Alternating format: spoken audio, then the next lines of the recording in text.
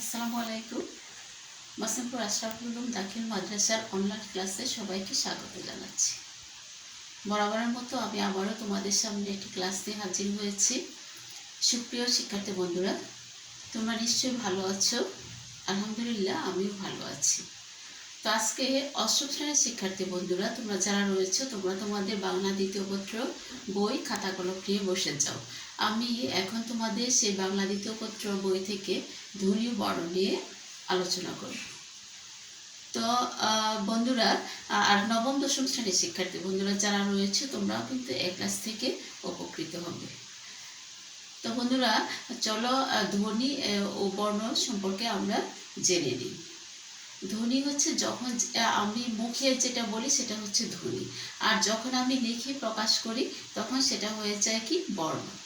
তো আমি আমি আমার কথাগুলি তোমাদের সাথে শেয়ার করছি, সেই কথাগুলি কি ধ্বনি বর্ণের সমন্বয়েই শব্দের সৃষ্টি হচ্ছে। তারপরে আমি ভাষার মাধ্যমে আমি তোমাদের কাছে আমি মনের ভাবটা প্রকাশ করছি। তো দেখো যে কোনো ভাষার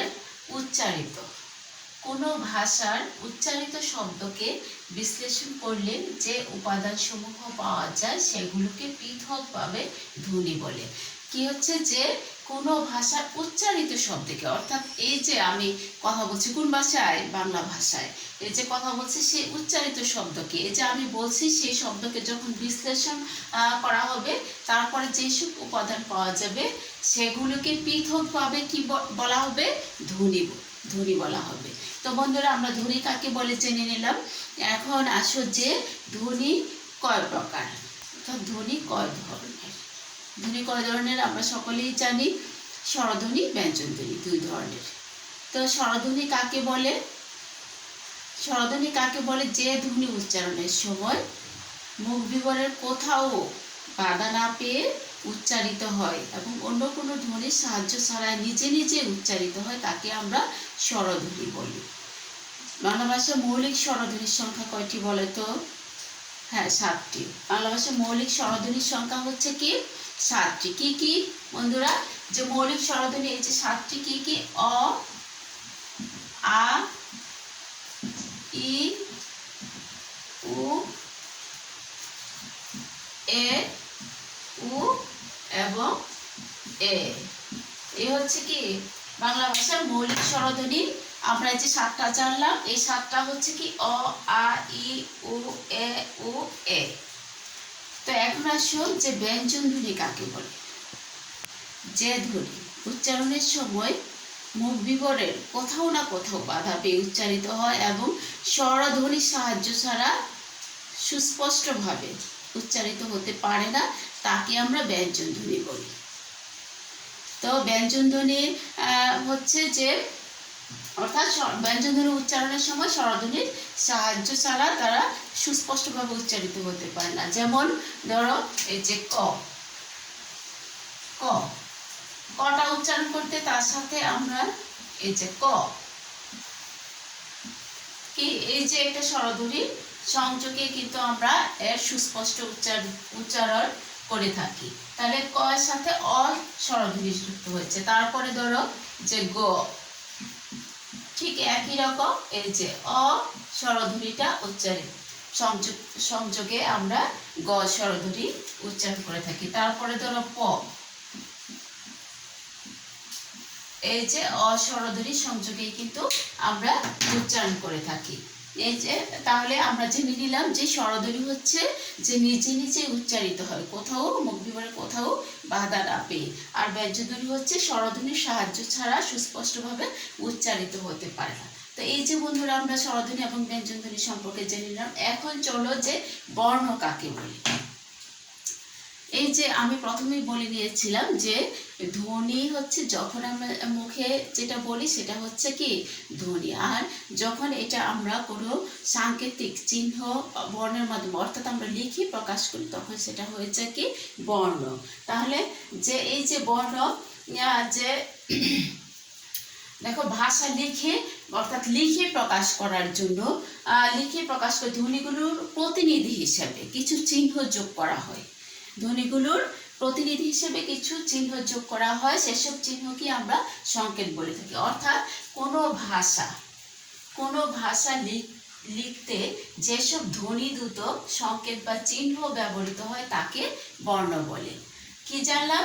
যে কোনো ভাষা লিখতে গেলে অর্থাৎ লেখার সময় যেসব ধ্বনিদ্যোতক সংকেত বা চিহ্ন ব্যবহৃত হয় তাকে আমরা বর্ণ বলি।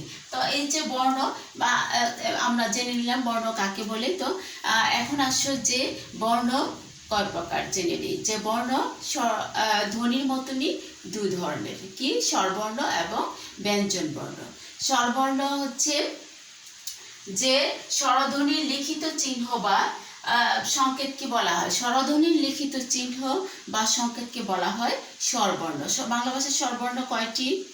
হ্যাঁ, বাংলা ভাষায় স্বরবর্ণ হচ্ছে মোট 11টি। এখন আসো ব্যঞ্জন বর্ণ। তাহলে ব্যঞ্জন বর্ণ হচ্ছে ব্যঞ্জনধ্বনির লিখিত চিহ্ন বা সংকেতকে আমরা ব্যঞ্জন বর্ণ বলে থাকি। ব্যঞ্জন বর্ণ কয়টি? ব্যঞ্জন বর্ণ হচ্ছে মোট 39টি। আর এই যে স্বরবর্ণ 11টি এবং ব্যঞ্জন বর্ণ 39টি। এই যে স্বরবর্ণ হচ্ছে কয়টি বন্ধুরা? স্বরবর্ণ হচ্ছে 11টি এবং ব্যঞ্জন বর্ণ হচ্ছে কি 39টি। এই 11টি এবং 39টি বর্ণকে স্বরবর্ণ এবং ব্যঞ্জন বর্ণ, এই সবগুলোকে একত্রে আমরা কি বলে থাকি? বর্ণমালা। এইগুলিকে আমরা একত্রে বলে থাকি কি? বর্ণমালা। তাহলে এই একত্রে কয়টি বর্ণমালা হলো? তাহলে আমরা জানি যে বর্ণমালার সংখ্যা কয়টি? 50টি। তাহলে 11টি স্বরবর্ণ আর 39টি ব্যঞ্জন বর্ণ মিলে যখন কি একটা বর্ণমালা হয়, এখন বর্ণমালার সংখ্যা হচ্ছে কয়টি? 50টি। বর্ণমালার সংখ্যা হচ্ছে, বাংলা ভাষার বর্ণমালার সংখ্যা হচ্ছে 50টি। তাহলে আমরা জেনে নিলাম যে স্বরবর্ণ কাকে বলে, ব্যঞ্জন বর্ণ কাকে বলে এবং বর্ণমালার সংখ্যা মোট কয়টি। এই একত্রে স্বরবর্ণ এবং ব্যঞ্জন বর্ণ কে একত্রে আমরা বলে থাকি কি? বর্ণমালা। আর এই 11টি এবং 39টি মিলে বর্ণমালার সংখ্যা হচ্ছে মোট 50টি। এখন আসো যে বাংলা বর্ণমালায় স্বরবর্ণের লিখিত রূপ কয়টি? বাংলা বর্ণমালায় কিন্তু স্বরবর্ণের লিখিত রূপ দুইটা, একটা হচ্ছে পূর্ণরূপ আর একটা হচ্ছে কি সংক্ষিপ্ত রূপ।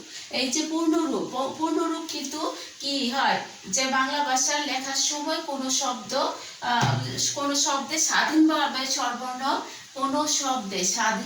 স্বরবর্ণ কি হয়? পূর্ণরূপ ব্যবহৃত হয়। যেমন ধরো শব্দের প্রথমে কিভাবে প্রথমে পূর্ণরূপ ব্যবহৃত হয় হচ্ছে ধরো আকাশ। এই যে ব্যঞ্জন বর্ণের পূর্ণরূপ ব্যবহৃত হয়েছে অনেক।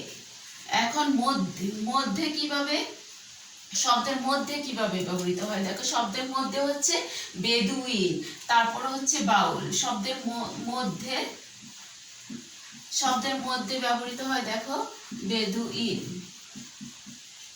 তারপরে বাউল। এখন শব্দের শেষে কিভাবে ব্যবহৃত হয়? বউ, এভাবে। তাহলে এই যে শব্দের আমি প্রথমে বলে দিয়েছিলাম কোনো ভাষা লেখার সময় কোনো শব্দে স্বাধীনভাবে স্বরবর্ণ বসলে তার পূর্ণরূপ ব্যবহৃত হয়। তাহলে শব্দের প্রথমে এই যে পূর্ণরূপ আকাশ, অনেক।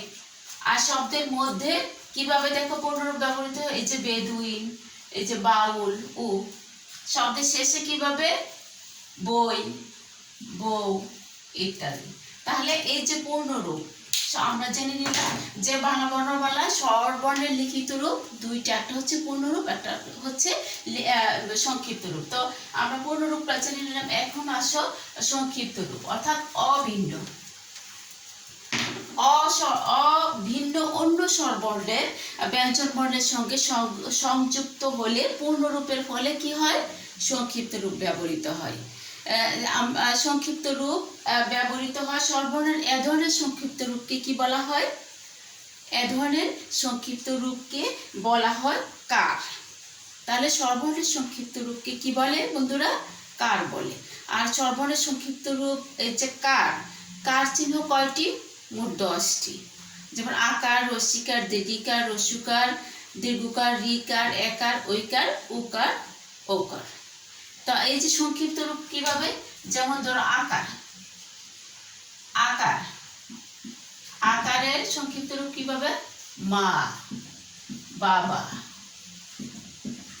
তারপর ইকার, ইকার হচ্ছে কি? চিনি, মিনি। তাহলে এই যে সংক্ষিপ্ত রূপ কি অভিন্ন অন্য স্বরবর্ণগুলির ব্যঞ্জন বর্ণের সঙ্গে সংযুক্ত হলে পূর্ণরূপের বদলে কি হয়? সংক্ষিপ্ত রূপ ব্যবহৃত হয়। তাহলে এই যে আকারের সংক্ষিপ্ত রূপ হচ্ছে এই যে মা, আ, বাবা, এই যে আকার ব্যবহৃত হয়েছে। ইকার, এই যে চিনি রসিকার, মিনি রসিকার, এই যে এইভাবে সংক্ষিপ্ত রূপ ব্যবহৃত হয়েছে। তো বন্ধুরা, আমরা এখান থেকে জেনে নিলাম যে স্বরবর্ণের লিখিত রূপ এবং স্বরবর্ণের দুইটা রূপ, একটা হচ্ছে পূর্ণরূপ, সংক্ষিপ্ত রূপ। এবং স্বরবর্ণের এই সংক্ষিপ্ত রূপকে কি বলা হয়? কার বলা হয়। বাংলা ব্যাকরণে এই কার চিহ্ন কয়টি? 10টি। এখন আসো যে ব্যঞ্জন বর্ণেরও কিন্তু দুটি লিখিত রূপ রয়েছে। স্বরবর্ণের মতো ব্যঞ্জন বর্ণেরও দুটি লিখিত রূপ রয়েছে। ওটাও কিন্তু একটা পূর্ণরূপ, একটা সংক্ষিপ্ত রূপ। পূর্ণরূপ হচ্ছে যে ব্যঞ্জন বর্ণের পূর্ণরূপ শব্দের প্রথমে, মধ্যে এবং শেষে স্বাধীনভাবে বসে। কিভাবে? শব্দের প্রথমে দেখো, শব্দের প্রথমে ব্যঞ্জন বর্ণের সংক্ষিপ্ত রূপও কিন্তু প্রথমে, শব্দের প্রথমে, মধ্যে এবং শেষে স্বাধীনভাবে বসে। প্রথমে কিভাবে বসে? দেখো, যে কবিতা, যেমন ধরো কবিতা, পড়াশোনা। তারপরে মধ্যে দেখো, মধ্যে শব্দের মধ্যে হচ্ছে ধরো কাকলি, তারপরে হচ্ছে খুলনা। শেষে, শব্দের শেষে, শব্দের শেষে হচ্ছে আম, শীতল।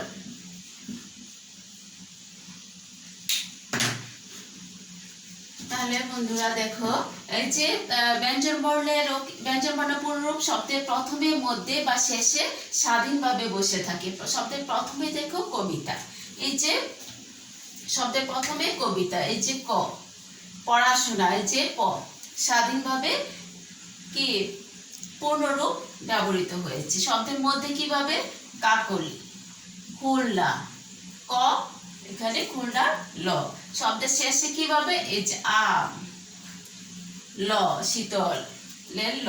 তো এইভাবে আমরা জেনে নিলাম যে স্বরবর্ণের ব্যঞ্জন বর্ণের সংক্ষিপ্ত রূপ প্রথমে, শব্দের প্রথমে, মধ্যে এবং শেষে স্বাধীনভাবে ব্যবহৃত হয়ে থাকে। এখন সংক্ষিপ্ত রূপ, অনেক সময় স্বরবর্ণ বা ব্যঞ্জন বর্ণের সঙ্গে কি হয়? সংযুক্ত হওয়ার জন্য ব্যঞ্জন বর্ণের আকার সংক্ষিপ্ত হয়ে যায়। আকার ব্যঞ্জন বর্ণের এই সংক্ষিপ্ত রূপকে বলা হয় কি? ফলা। আমরা জানি বাংলা ব্যঞ্জন বর্ণের ফলা চিহ্ন কয়টি? মোট 6টি। বাংলা বর্ণমালায়, বাংলা ব্যাকরণে ব্যঞ্জন বর্ণের সংক্ষিপ্ত রূপকে বলা হয় কি? ফলা। আর এই ফলা চিহ্ন হচ্ছে 6টি। কি কি? দেখো, নফলা, বফলা, মফলা, বফলা, জফলা, রফলা এবং লফলা। এই 6টি হচ্ছে কি ব্যঞ্জন বর্ণের। এই যেমন নফলা, নফলা কিভাবে? দেখো, চিহ্ন, চিহ্ন, আর তারপরে যত্ন ইত্যাদি। আবার বফলা কিভাবে? বফলা কিভাবে আমরা বাংলা ব্যাকরণে ব্যবহার করি? যেমন নত্য, তারপরে বিশ্ব, এইভাবে আমরা ব্যবহার করে থাকি। তো বন্ধুরা, আমরা আজকে ধ্বনি বর্ণ থেকে কিছু গুরুত্বপূর্ণ বিষয় এবং গুরুত্বপূর্ণ তথ্য আমরা জেনে নিলাম। এগুলি আমাদের অবশ্যই যে পরবর্তী ক্লাস একটু 9, 10 এবং ব্যাকরণ কিন্তু এখনো যে হয়তো এই যে ধ্বনি বর্ণটা 9, 10 তারপর আরও পরবর্তী ক্লাসে কিন্তু আরেকটু কি ব্যাপকভাবে আলোচিত হবে। কিন্তু এই আলোচনাগুলো কিন্তু তার সঙ্গে সংযুক্ত থাকবে, কারণ ব্যাকরণের এই নিয়মগুলোও কিন্তু কি মানে সবসময় এই নিয়মগুলো ধ্বনি বর্ণের অবশ্যই প্রত্যেক ক্লাসে থাকবে। তো বন্ধুরা, আমি আশা করব আজকের এই ক্লাস থেকে তোমরা নিশ্চয়ই উপকৃত হবে এবং বাসায় বসে আরও প্র্যাকটিস করবে। আর আমাদের অনলাইন পেজে তোমরা খেয়াল রাখবে, নজর রাখবে, তোমরা মনোযোগ সহকারে বাড়িতে পড়াশোনা করবে। আমরা ইনশাল্লাহ আমাদের পরিস্থিতি স্বাভাবিক হলে আবার আমরা একত্রে পুনরায় ক্লাসে সংযুক্ত হব।